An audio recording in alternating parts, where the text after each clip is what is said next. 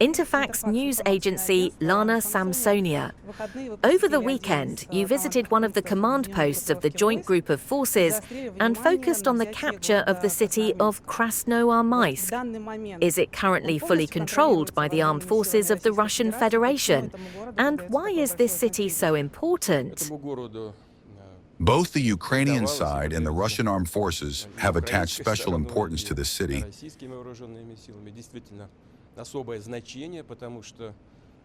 because this city is not just a large infrastructure facility,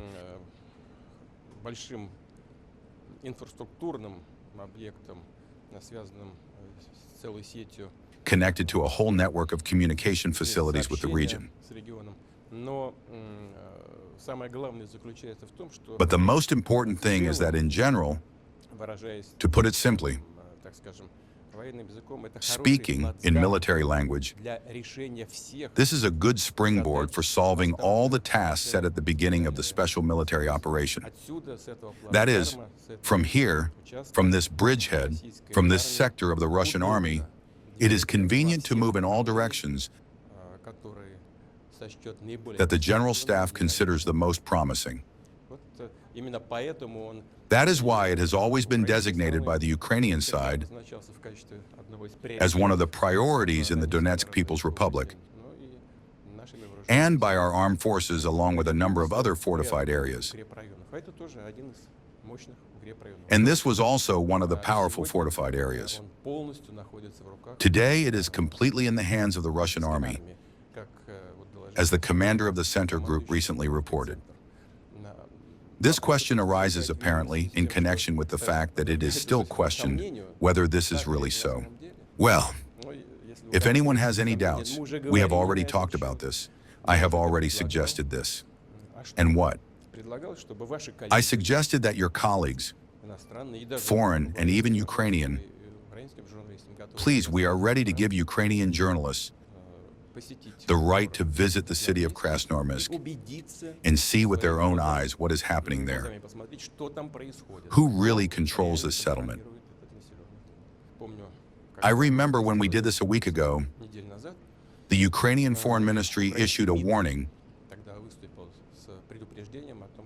saying that the Ukrainian Foreign Ministry was categorically against it,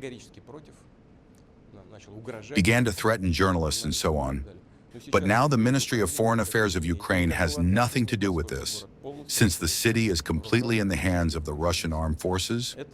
Of course, there is a certain level of danger, bearing in mind that the line of contact is very close there, and drones are constantly in the air. But our Russian war correspondents are working. I am sure that there are people in the West who honestly perform their professional duty and are ready to objectively inform their listeners and readers about what is happening in the world, including in Ukraine. Therefore, we will do everything to ensure their safety. We will be ready to take you to all the quarters of Krasnoarmeysk. The same applies to Kupyansk. Can you clarify about Kupyansk? Just yesterday, Zelensky said that the armed forces of Ukraine are still in Kupyansk. What did he mean, in your opinion? You have to ask him, because Kupyansk has been in our hands for several weeks, completely, entirely. It seems to me that the leadership of Ukraine is now engaged in other matters, and not with the situation in the war zone. In general, it seems that they live somewhere on another planet. Well then, constantly being on the road in the process of begging for money, here probably there is no time for current affairs either in the economy or even more so at the front. As for Kupyansk, Kupyansk consists of two parts. One part is the largest, main, city center on the right bank of the river. A smaller part is on the left bank. Russian troops control both the right bank part in its entirety and the left bank part, also in its entirety, and a little to the south along the riverbank is another settlement, which is called Kupyansk Uzlovoy. I think there are 2,000 buildings there. There are hostilities going on there.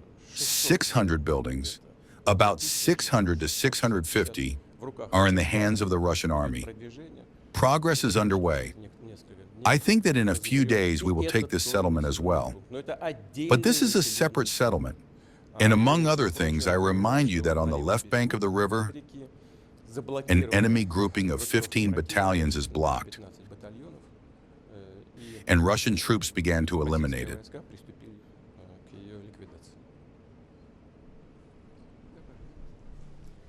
Elena Nefedova. In the near future, you will meet with Stephen Witkoff, who came to Moscow specifically for this purpose. In fact, now the negotiation process is underway only with the American side. Why are the Europeans silent? Why are they so excluded from this process? The Europeans are not silent. They are offended that they were removed from the negotiations. But I want to note that no one suspended them.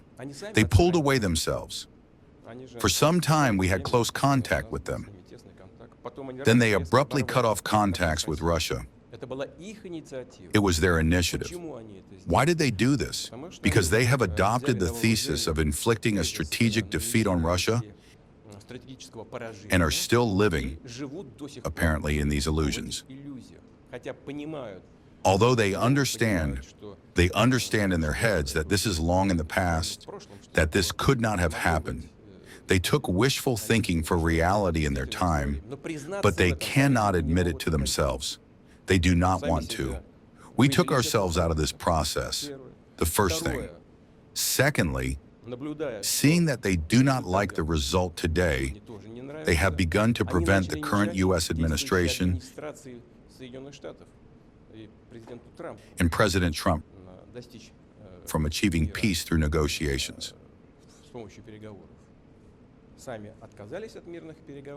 They themselves refused peace talks and are interfering with President Trump. Thirdly, they do not have a peace agenda. They are on the side of war. And even when they are allegedly trying to make some changes to Trump's proposals, we clearly see this. All these changes are aimed at only one thing, in order to, if at all, to block this entire peace process altogether, to put forward demands that are absolutely unacceptable for Russia. They understand this, and thereby blame Russia for the curtailment of this peace process. That's their goal. We see this clearly. Therefore, if they want to return to reality,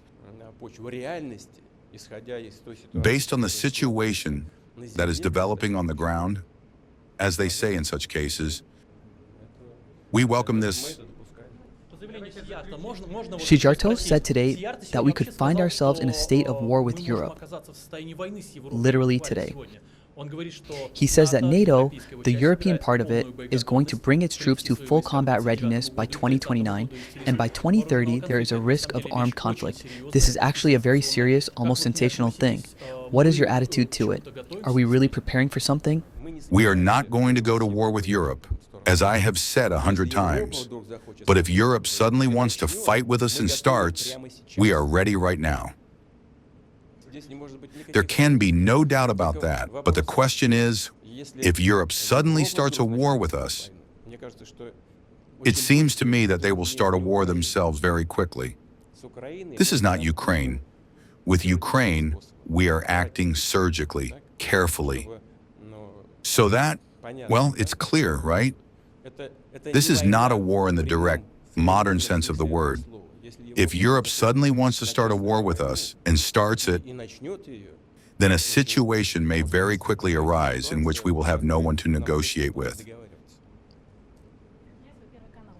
Could you please comment on the attacks on tankers off the coast of Turkey? Just today, another such incident occurred. To be honest, I have not even received the information yet.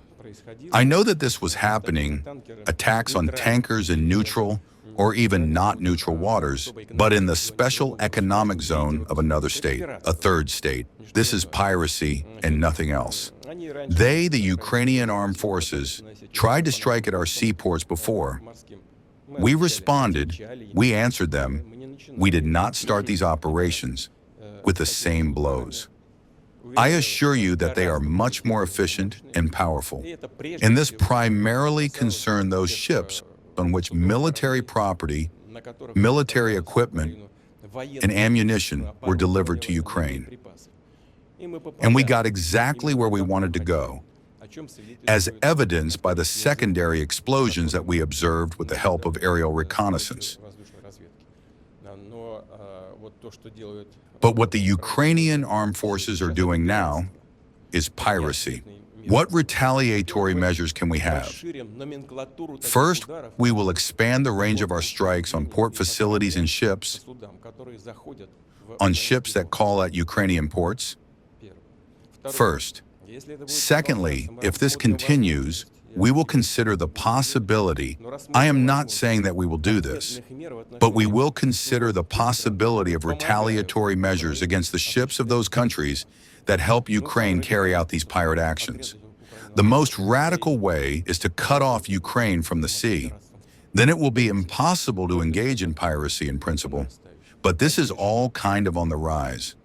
I hope that the Ukrainian military leadership, the political leadership, as well as those who stand behind them, will think about whether it is worth continuing this practice. Thank you.